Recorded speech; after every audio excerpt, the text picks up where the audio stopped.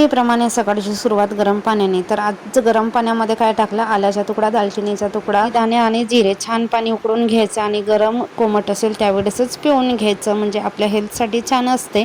भिजवली होती, छान अशी मोड आली. तर मुगाची उसळ करणार आहे आणि रात्री चिकन बनवलं होतं, ते चिकनसुद्धा होती, त्यामुळे भाजी करायची काही गरज नाही. आणि घरातले सगळे झोपलेलेच आहे. सगळे म्हणजे कोण, रुद्रांश आणि रुद्रांशचे पप्पा आणि मी लागली आहे आपल्या कामाला. आंघोळ वगैरे झाली, देवपूजा झाली, तुळशीजवळ छान अशी नेहमीप्रमाणेची रांगोळी. रुद्रांशची शाळेची तयारीसुद्धा झालेली आहे आणि शनिवारी असा ड्रेस असतो. मागच्या वर्षीचे जे शाळेचे कपडे आहेत, युनिफॉर्म आहेत, ते ह्या वर्षी रुद्रांशला कामी पडणार, म्हणजे घ्यायची काही गरज नाही.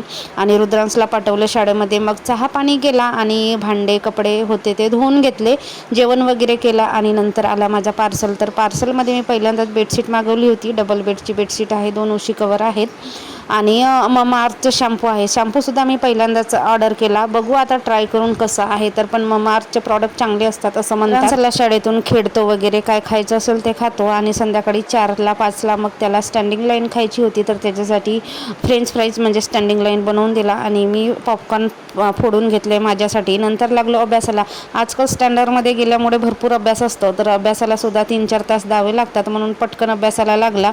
आणि नंतर मी भाजीपाला आणून घेतला होता.